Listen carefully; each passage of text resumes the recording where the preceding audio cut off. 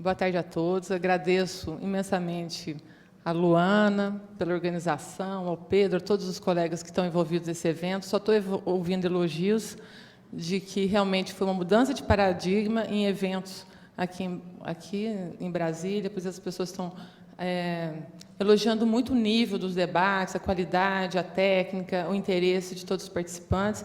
Obviamente, minha tarefa aqui é hercúlea, porque todos os que antecederam, principalmente meu colega Zé Alfredo, que já falou tudo que tinha que ser dito hoje de manhã, mas tentarei aqui trazer algumas questões que eu acho que nós devemos refletir e debater para que, como ele disse hoje de manhã, nós verificarmos se a questão hoje da operação, vou dizer Operação Lava Jato, mas várias outras que estão nesse mesmo cenário, o que vai ficar para a gente vai ser apenas uma onda ou se nós vamos agregar realmente uma sistematização, uma consolidação de orientação de trabalhos técnicos de investigação e também de orientação jurisprudencial que possa nos dar o devido suporte a nós, operadores nessa área, polícia, Ministério Público e Poder Judiciário, que formam um tripé aí na parte da investigação e da condução desses processos, e até a advocacia, porque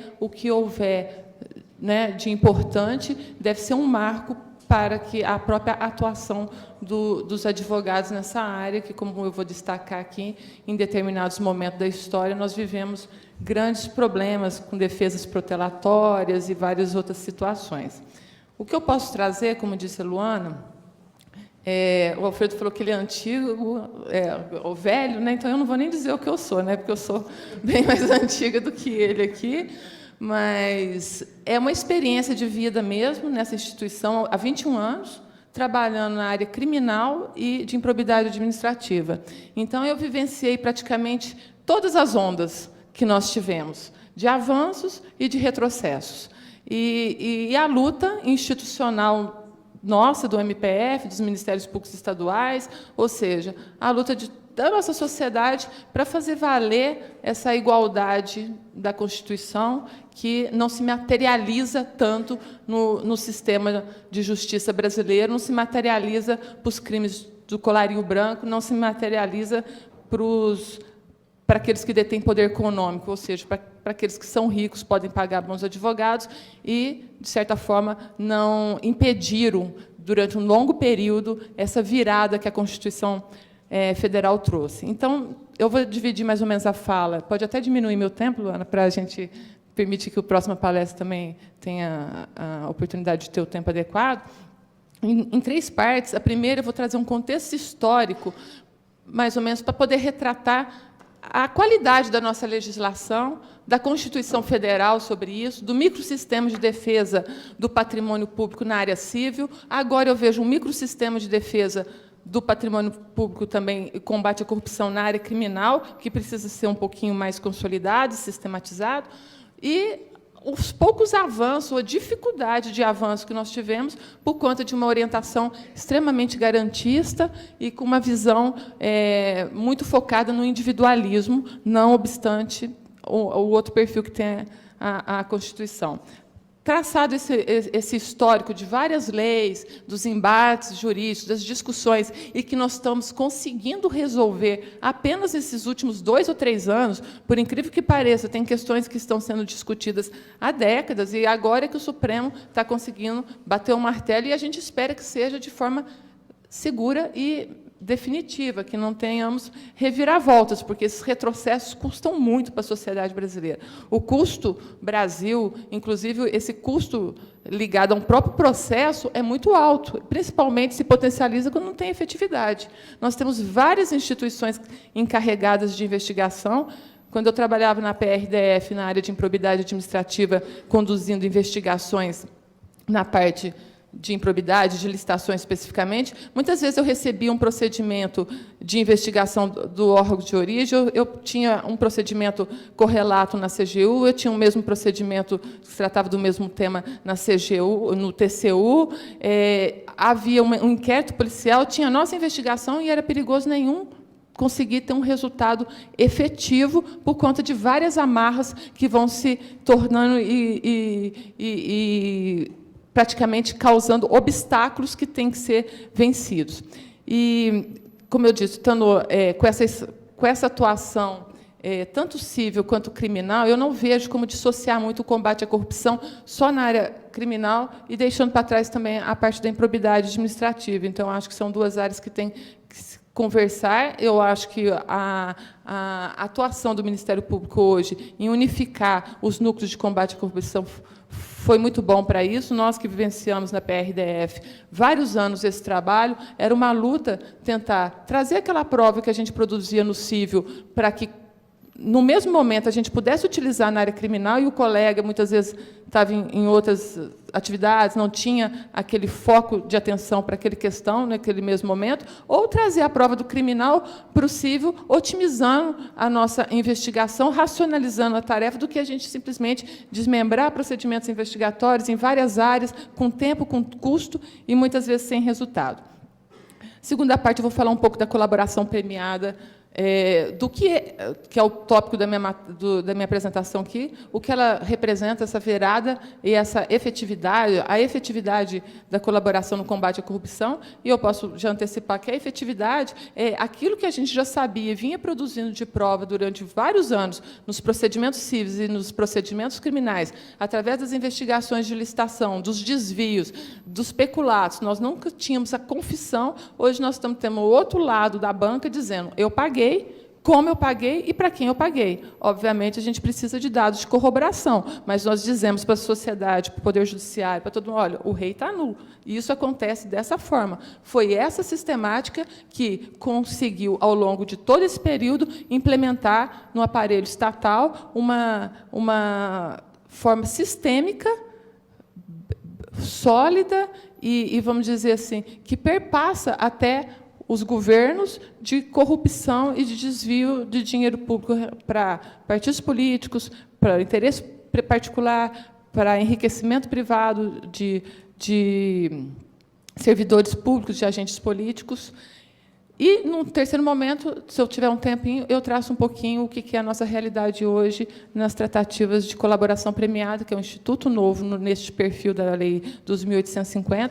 É um instituto que requer muita responsabilidade dos membros que vão atuar, muito conhecimento da investigação para saber o momento de fazer a colaboração, com quem fazer, e ter uma estratégia na atuação também, porque pode se aparecer vários interessados em várias situações, e até a lei cria algumas balizas, porque até que ponto que me interessa fazer colaboração premiada com determinados tipos de agentes, qual que é, muitas vezes, a necessidade também do efeito pedagógico de uma punição, o que representa para a sociedade determinadas pessoas que estão envolvidas em crime, compensa também fazer a colaboração, eles vão trazer elementos que eu já não tenha outra forma de conhecer, ou outros que estão envolvidos nos fatos e que possam também agregar. Então, eu acho que é uma responsabilidade muito grande da instituição, precisava de um rumo, de uma orientação, e, até recentemente, nós temos uma orientação conjunta de duas câmaras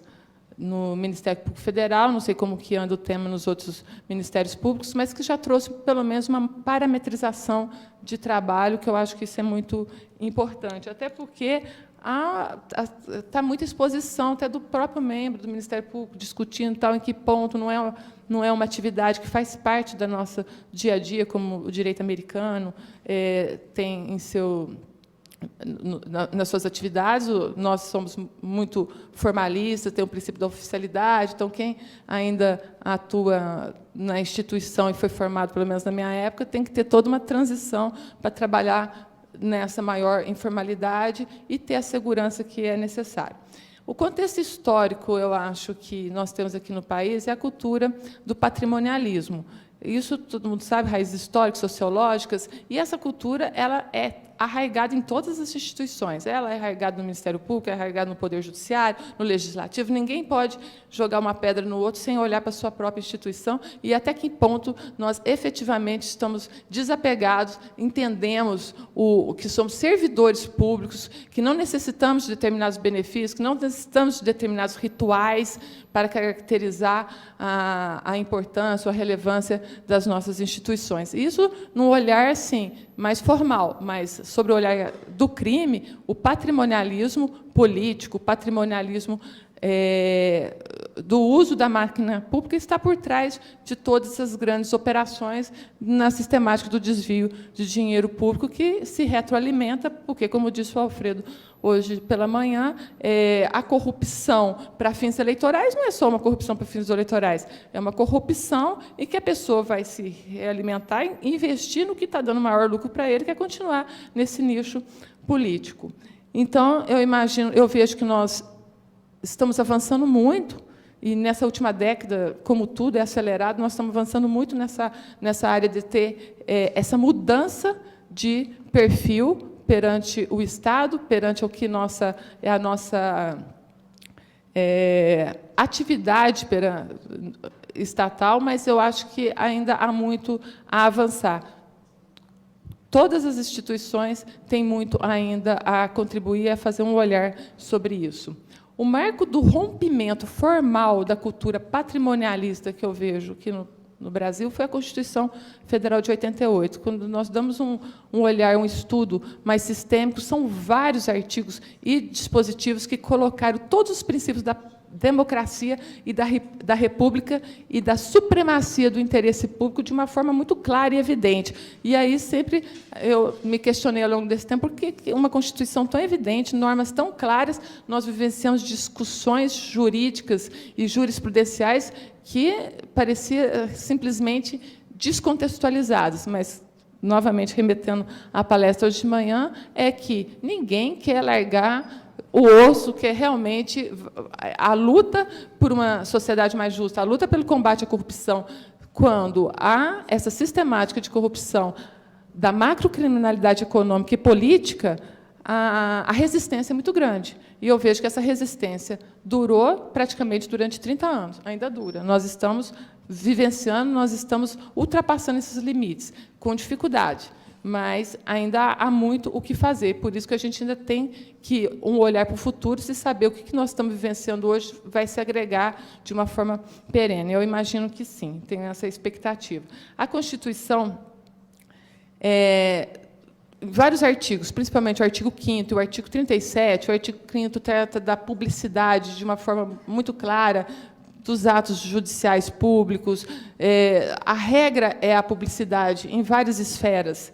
O artigo 37, o controle social dos atos dos agentes públicos também está disposto em dispositivo constitucional. E o artigo 37, no caput, traz aquelas regras que todos conhecemos, e, em vários dispositivos, trata de uma sistematização que deixa muito clara que o interesse a prevalecer não é um interesse individual, tratado no artigo 5º, em vários dispositivos, mas é o interesse público e social. O patrimônio público, obviamente, nesse contexto, porque é a forma de se reverter para a sociedade o bem-estar que todos desejamos. Então, é a partir deste olhar na Constituição que não se entende por que nós tivemos tanto atropelo, tanta dificuldade, porque o nosso Poder Judiciário é muito conservador, mas, nesse período, ainda manteve essa estrutura de poder e teve uma grande dificuldade, óbvio, que tivemos que avançar para legislações como a da Lei da Colaboração Premiada, onde a gente não pode contestar o fato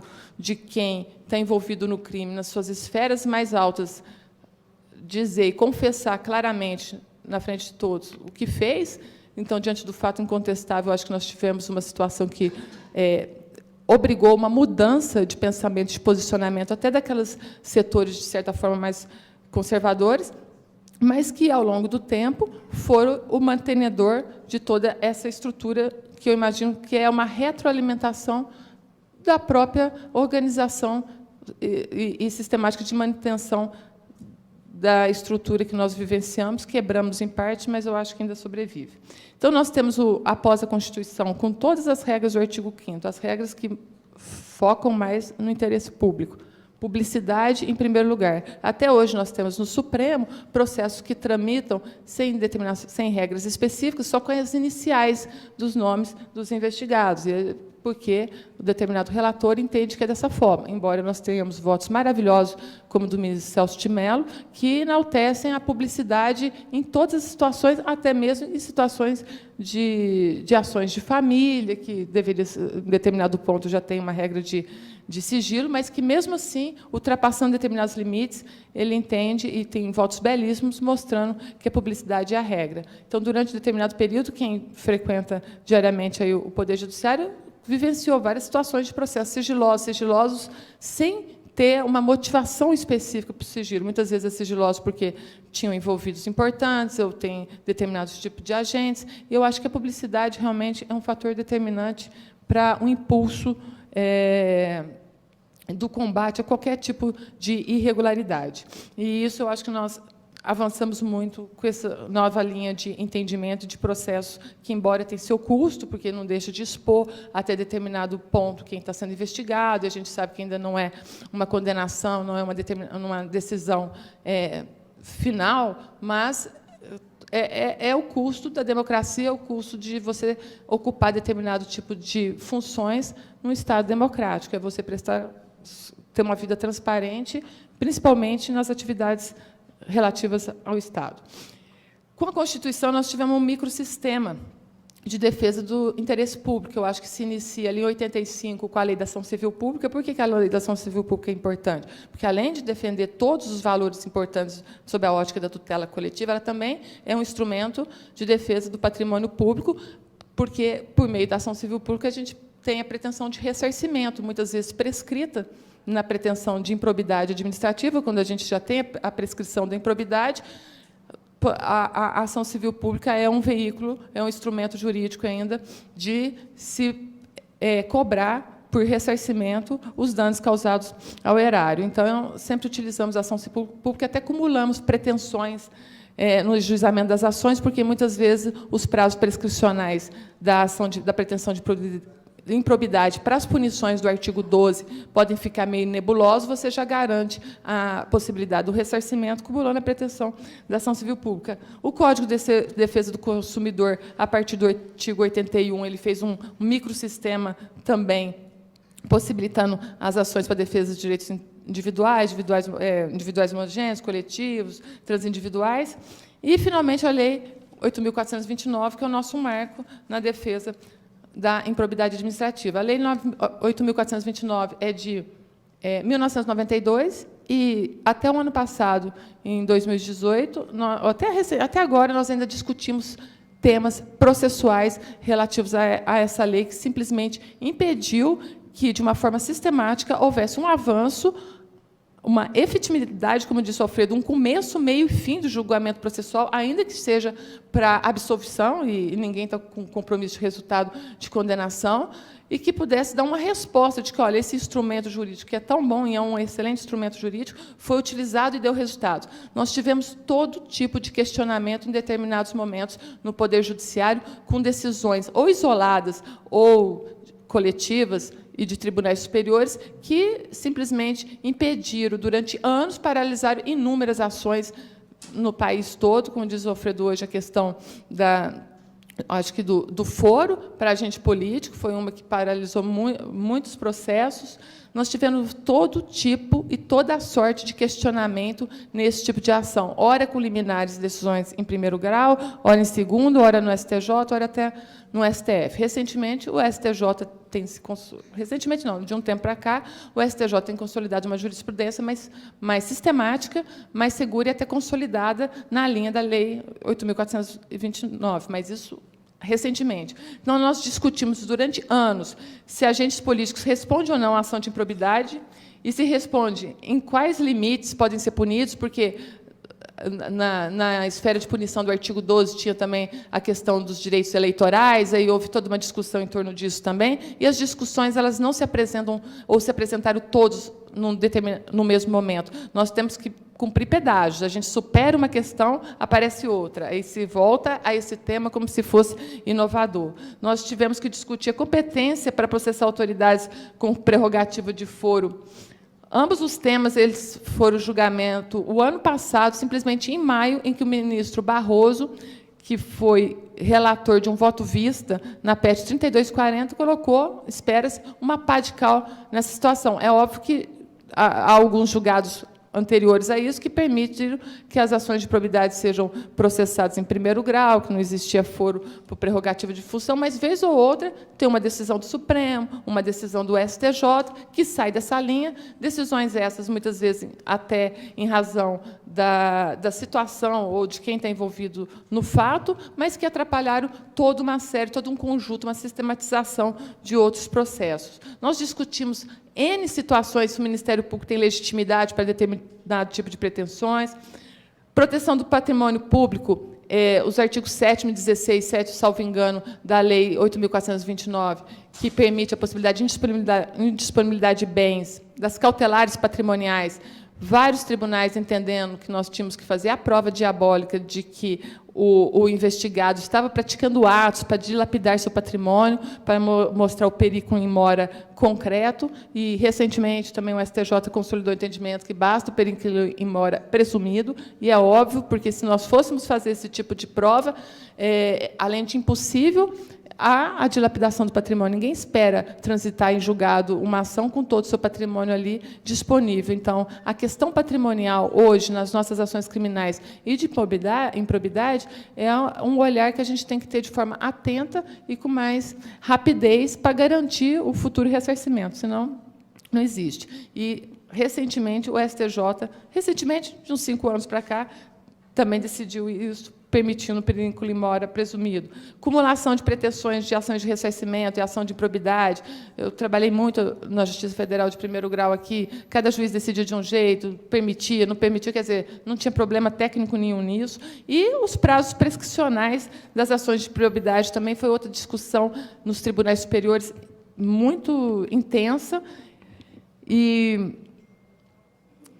até o ano passado, ainda tivemos, não propriamente nas questões das punições do artigo 12, mas no ressarcimento ao erário, o Supremo ainda estava tendente a reconhecer a prescrição da pretensão de ressarcimento prevista no artigo 37, parágrafo 4º da Constituição Federal, com um marco de 5 anos. Houve um trabalho intenso da PGR e de todos os envolvidos nesse assunto para ter uma virada nesse julgamento que estava ocorrendo, até pelo simples fato de que, numa gestão de um mandato de 5 anos, é praticamente impossível se apurar os ilícitos e os fatos que foram praticados, porque há, obviamente, toda aquela dificuldade inerente a se investigar quem está no exercício do cargo, do mandato, ou dominando a máquina pública por aquele momento. Então, somente em agosto de 2018, o Supremo Tribunal Federal, eu acho que por 7-5, decidiu que a ação de improbidade administrativa é imprescritível para os atos de improbidade praticados com dolo. Ou seja, 2018, para uma lei que é de 92, com todo esse iter de discussões, a gente tem um cenário da dificuldade do avanço e da concretização de direitos, que eu acho que aqui é o direito de ter uma efetividade do combate à corrupção, a efetividade da punição dos atos de improbidade, totalmente impedida por várias discussões jurisprudenciais, por várias decisões judiciais. Quando nós até brincamos no Ministério Público, quando a gente conseguisse ultrapassar o primeiro, segundo e terceiro grau, assim, com decisões mais ou menos no mesmo sentido, já era uma vitória hercúlea, porque, quando você estava com uma ação em primeiro grau, tem uma liminar no tribunal regional, quando você consegue superar esse tema no tribunal regional, tinha o STJ, ou seja, a jurisprudência é muito oscilante e com grande dificuldade para consolidar uma lei clara, uma lei que regulamenta nos limites da Constituição Federal, porque ela não ultrapassa o que estabelece o artigo 37, o que é a punição à prática de improbidade administrativa.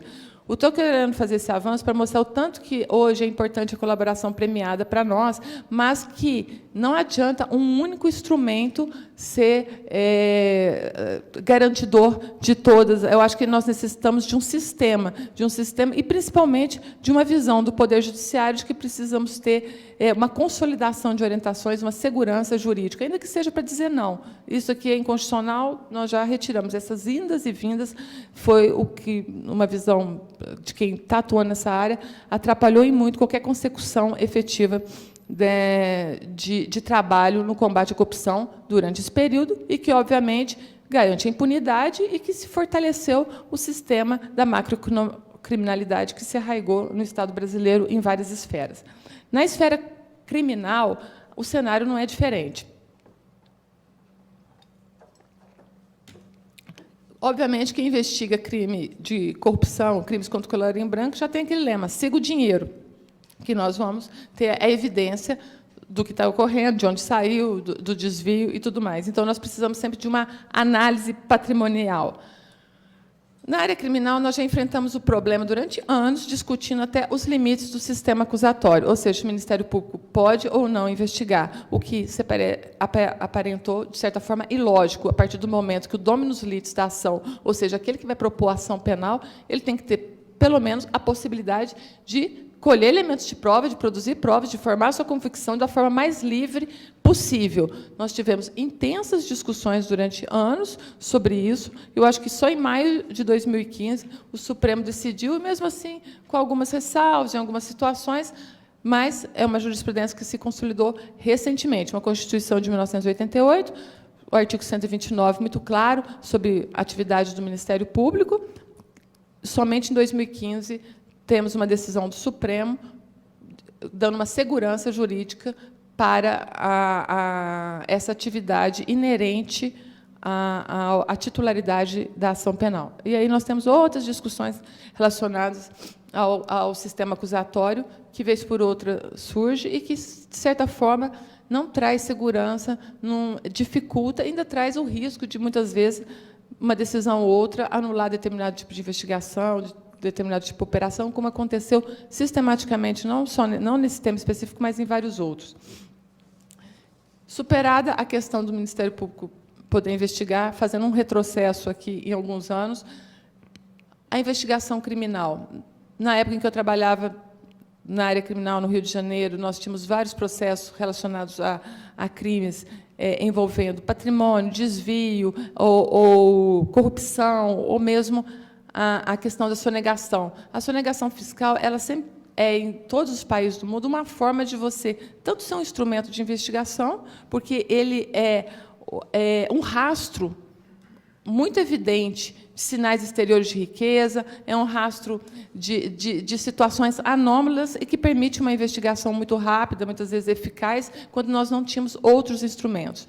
Portanto, a Lei 8.137 e a Lei 7.492, principalmente para crimes financeiros, são dois instrumentos jurídicos que facilitavam muito a investigação desse tipo de crime, envolvendo o sistema financeiro, envolvendo bancos, envolvendo fraudes. A lei de lavagem vem em 98, mas nós ainda tivemos um período antes que tínhamos que investigar esses fatos, e, quando não tinha lavagem, o artigo 22 da 7492 era um mecanismo de punição desses crimes. Simplesmente, hoje, não se pode falar no Brasil em crime de sonegação fiscal, porque ele sofreu todo o tipo de ataque, todo tipo de retaliação, todo tipo de restrição. Primeiramente, nós tivemos a questão da própria Receita poder comunicar ao Ministério Público, ou do Ministério Público poder requisitar. Então, tivemos vários debates sobre isso, sobre a ótica do artigo 83 da Lei 9.430. Tem uma decisão antiga do ministro Nery da Silveira, que falou, não, a Receita não tem o dever de comunicar, mas o Ministério Público pode requisitar. Então, a gente tinha que adivinhar as situações que estavam com indicativos de crime para a gente poder requisitar. Então, a gente até combinava na coordenação criminal com a Receita, vou te fazer um ofício trimestral e vocês encaminham para a gente as situações que vocês acham que têm repercussão na área criminal, porque eles ficaram, em determinado momento, vedados por decisões judiciais, ou do STJ, ou até do STF, de promover a representação em determinadas situações.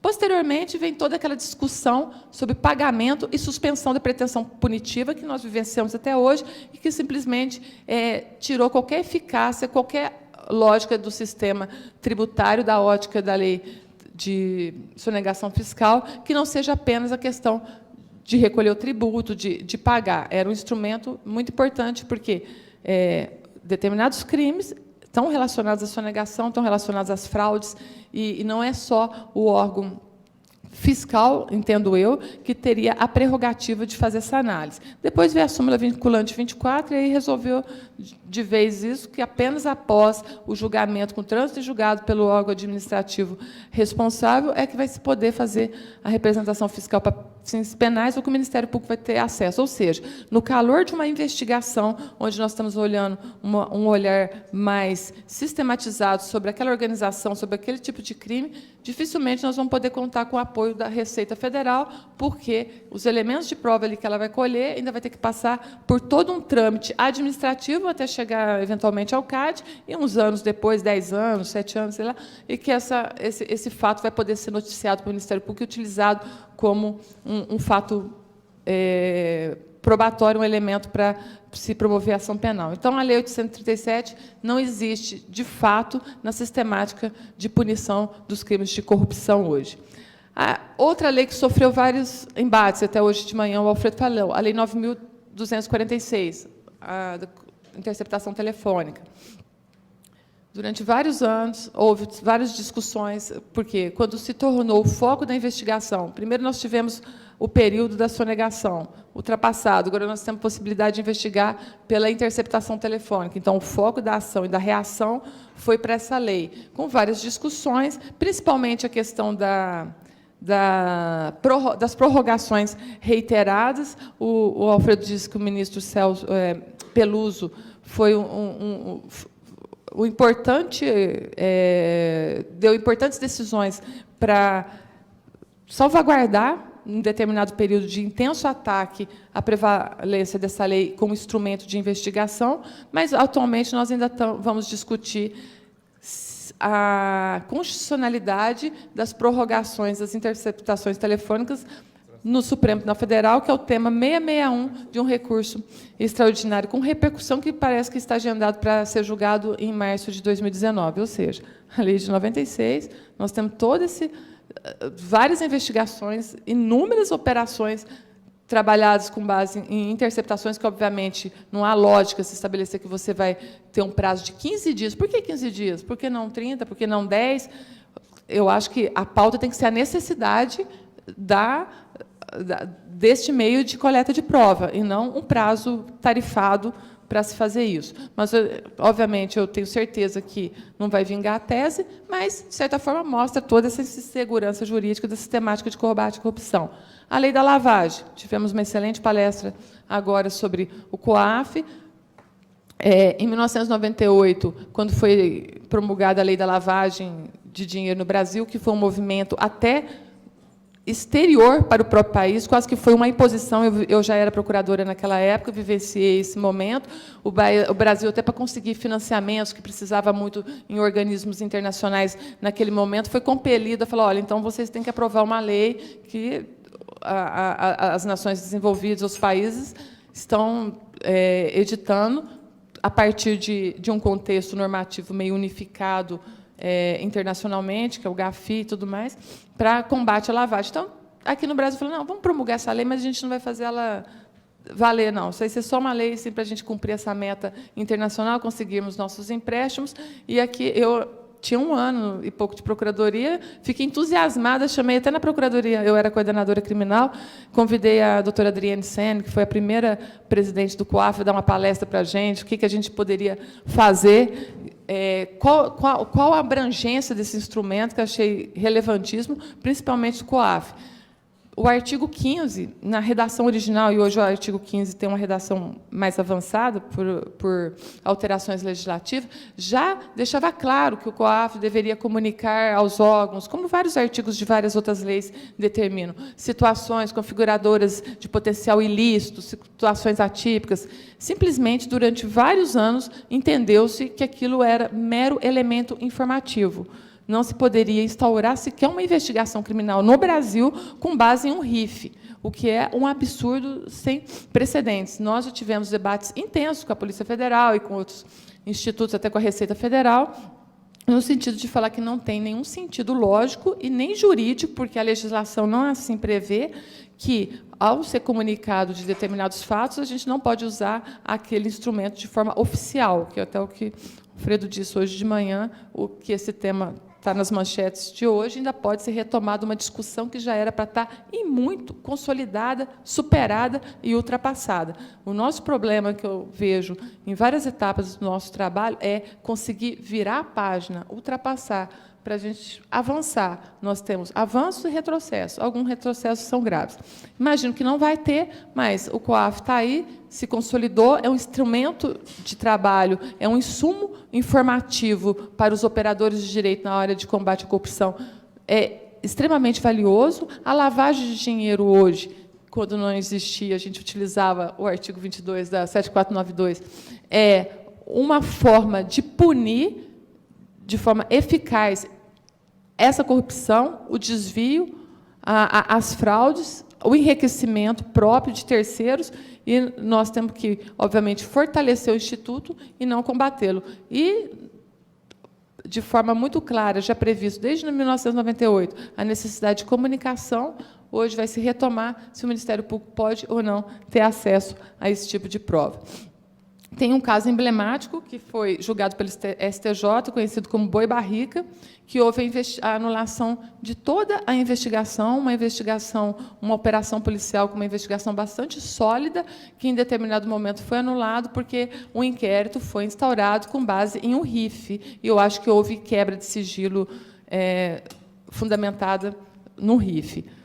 A partir daí, por uma questão mais de segurança, quem trabalha na área de investigação decidiu: pode-se instaurar inquérito com RIF? Obviamente, sim. Não teria lógica você receber, jogar lá na sua gaveta e tentar adivinhar em qual situação você vai poder utilizar aquela informação. E utilizar até, como diz no jargão, de forma esquentada, o que é inconstitucional. Eu acho que nós temos que ter transparência das nossas fontes de informação. O RIF é uma fonte de informação que, obviamente, pode gerar a instauração de inquérito. Todo RIF pode gerar a instauração de inquérito? Não. Depende do conteúdo que ele tem, da verossimilhança das informações, da base probatória que ele pode indicar, mas a maior parte pode. Então, a partir dessa situação do julgamento do Boi Barriga, começou-se a instaurar a investigação com base no RIF, trazer outros elementos de informação para agregar, para, no segundo momento, pedir o afastamento do sigilo bancário, que é essencial para esse tipo de investigação. Mas nós temos que cumprir esse pedágio para não ter o risco de ter outra investigação de casos tão relevantes quanto esse, simplesmente anulada do começo, meio e fim, sem qualquer possibilidade de avançar. A Lei Complementar 101 é outra lei importante nesse cenário. 2001, quando foi publicado, eu também feliz, sempre inocente, feliz, achando que a gente vai conseguir avançar muito. Lá no Rio de Janeiro, fizemos um seminário, chamamos todo mundo para debater a Lei Complementar 101, que tinha, em um dos seus itens, dos seus artigos, a determinação para todas as instituições financeiras, Banco Central, CVM e outros órgãos, de fazer comunicação às autoridades responsáveis pelas investigações dos fatos ilícitos ou indicativos de ilícitos. E, a partir dali, eu falei: poxa, agora nós vamos receber a informação e passar para a investigação sem qualquer outro tipo de dificuldade, porque a lei está clara. A constitucionalidade dessa lei, eu acho que foi julgada em 2017 ou 2018, da relatoria do ministro Dias Toffoli. Ou seja, 2001, nós tivemos a questão da possibilidade de acesso pela Receita Federal a dados bancários, como instrumento para o seu trabalho de fiscalização. Você imagina uma Receita Federal de qualquer país que não possa ter acesso aos dados bancários para poder fazer uma mínima conciliação de informações da declaração de imposto de renda e verificar se há ou não sonegação. Então, num primeiro momento, a Receita acessava, depois houve várias decisões falando que não podia, e essa questão foi superada somente em 2016. Um julgamento pelo Supremo Tribunal Federal da relatoria do ministro Toffoli. Ainda está na pauta do Supremo o tema da repercussão 990, repercussão geral, também na relatoria do ministro Dias Toffoli, se a Receita Federal poderá repassar esses dados ao Ministério Público em suas investigações. Ou seja, os nossos instrumentos de trabalho, que seria acesso a dados bancários, acesso a dados fiscais, acesso a informações dos COAF, muitas vezes não são impedidos de acesso por decisões judiciais pautadas no garantismo do direito à individualidade do artigo 5º, quando a nossa pauta deveria ser a supremacia do interesse público. Não é quebra de sigilo, não é possibilitar que todos tenham acesso, é transferência de sigilo a um órgão que tem igual competência e atribuição de investigar sobre outra seara. Então, a Lei Complementar 101 também é um instrumento que poderia ser mais útil, mas teve todo esse pedágio aí para se cumprir. Os dados fiscais, nós sempre requisitamos, tivemos acesso rápido e eficaz a partir de determinado momento. Nossa, falei muito, eu vou reduzir. O Superior Tribunal de Justiça simplesmente passou a entender que é necessário haver decisão judicial. Então, hoje em dia, para ter acesso a dados fiscais, que antes o Ministério Público Federal tinha acesso direto, é necessária decisão judicial, que eu acho um grande retrocesso. E a possibilidade de compartilhamento também é, em grande monta, impossibilitada por esse tipo de entendimento, porque pode resultar mais lá na frente a questão da nulidade. Eu ia falar também da notícia crime apócrifa, que foi outro problema enfrentado, que chegou à nulidade de grandes casos na investigação. Hoje em dia a gente tem superado isso, mas são pedágios que foram cumpridos. A interpretação jurisprudencial na questão da prescrição, até hoje nós não superamos várias questões, como os efeitos do chamado acórdão confirmatório, o marco prescricional da pretensão executória antes do entendimento do Supremo, que agora permite a possibilidade de execução da pena em segundo grau, mas em determinado momento histórico, até 2016, não era possível, e aí tinha uma situação totalmente esdrúxula. A pretensão executória contava a partir do trânsito em julgado para o Ministério Público, para o órgão da acusação, mas o órgão da acusação não poderia executar a pena. As nulidades, que foram das mais variadas possíveis, de todos os tipos, de toda a ordem, que foram enfrentadas durante todo esse período, resultando na dificuldade e na anulação de várias investigações, de vários processos. Hoje, a orientação jurisprudencial é melhor no tema de nulidade, pelo menos exige a questão da demonstração de prejuízo e também um olhar mais próprio para a advocacia, mostrando que tem que ter uma certa responsabilidade, que aquelas medidas extremamente protelatórias, que antes eram agasalhadas pelos tribunais, hoje não têm um ambiente tão propício. O que eu posso dizer é que todo esse cenário ele aprofundou e possibilitou como um sistema de retroalimentação a macrocriminalidade que se instalou no Estado brasileiro. A parte da investigação, o que eu posso, falando sobre a ótica da lei da colaboração premiada, ela é um instrumento que vem, de certa forma, trazer luz a tudo isso e fechar uma sistemática que faltava ainda de investigação, que é ter uma possibilidade de se negociar, de tratar diretamente com o investigado e ele poder trazer as informações que são relevantes. A Lava Jato, ela simplesmente se pauta em muitos pontos sobre as colaborações premiadas. Eu acho que nós temos que ter uma responsabilidade muito grande. Num primeiro momento, ainda é um momento de amadurecimento, mas daqui para frente, eu acho que o nosso olhar vai ser cada vez mais técnico sobre isso, sobre como e quando fazer, em qual momento é oportuno. O Alfredo já disse hoje de manhã que o mensalão ele foi um processo muito importante, eu também acho, para essa virada do Supremo Tribunal Federal, que teve um olhar mais crítico, porque ele vivenciou o que é julgar um processo criminal do início até o fim. Não foi um processo paradigmático no sentido de impedir o avanço da corrupção, tanto é que, naquele momento do julgamento, vários dos investigados estavam envolvidos em fatos na Lava Jato, praticando crimes. A conclusão do julgamento que ocorreu em 2013 e 2014 trouxe um ambiente propício para a promulgação das leis 2.846 e 2.850. Eu vejo que, com a Lava Jato e com o método de trabalho estabelecido pelo Poder Judiciário em várias instâncias que hoje se difundiu, há umas situações motivadoras da colaboração premiada que antes não existia. Nesse cenário que eu apontei, nós ficamos 20, 30 anos discutindo temas processuais, sem conseguir entrar na investigação em si, sem conseguir discutir a base probatória e o processo chegar ao seu final. Hoje, nós temos algumas situações que o réu, o investigado, ele vai fazer sempre uma análise de custo-benefício. E, quando ele fizer a análise e ver que o custo-benefício dele é fazer a colaboração, esse instrumento vai ser cada dia mais válido. E isso depende de um poder judiciário forte, um poder judiciário que busca eficácia, que tenha, mais ou menos, comandos coerentes e comandos com segurança jurídica, o que nós não vivenciamos durante esse período. Eu acho que essas situações podem se sintetizar em instrumentos adequados e eficazes de investigação. Vários nós temos, e a colaboração hoje é o que está na pauta do dia.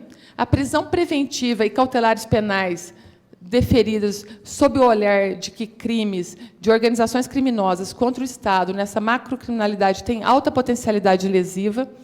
São crimes que fundamentam por si, no meu entender, até contrariamente ao desembargador Ney Bello, a prisão preventiva e, principalmente, quando está calcado também com outros requisitos do periculum libertatis. E outra, que vai estar sempre no cenário de todo criminoso, é a possibilidade concreta de cumprimento da pena após o julgamento do seu processo.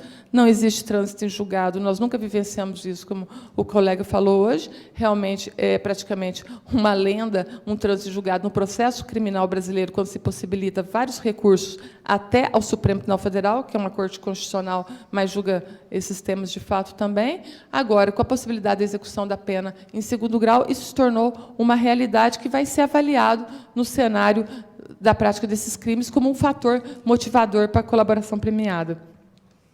Então, eu imagino que a punição patrimonial penal dos crimes de colarinho branco, ela depende da aplicação do direito penal realmente pautado no olhar da supremacia do interesse público em relação ao individual. Quem tem que se olhar é o Poder Judiciário, porque todas as instituições praticam crimes, estão envolvidos com fatos, mas o garante da democracia, o garante do sistema republicano, o garante da segurança jurídica vai ser o Poder Judiciário, em última análise, o Supremo Tribunal Federal.